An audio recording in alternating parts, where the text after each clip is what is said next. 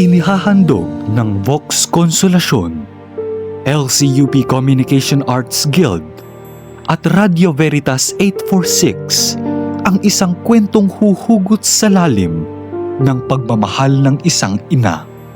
Isang single mother, kumakayod araw at gabi, handang ibigay ang lahat para lamang mabigyan ng mas magandang bukas ang kanyang anak.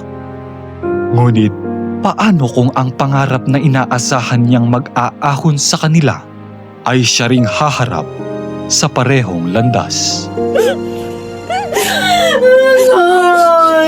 Tinaguyod kita! Ba't hindi mo maranasan yung naranasan ko? Anong ginawa mo?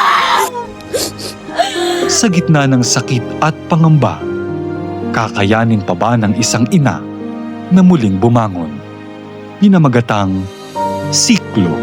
Abangan ngayong 9 ng Mayo, 1:00 hanggang 2:00 ng hapon sa Radio Veritas 846, ang radyo ng simbahan.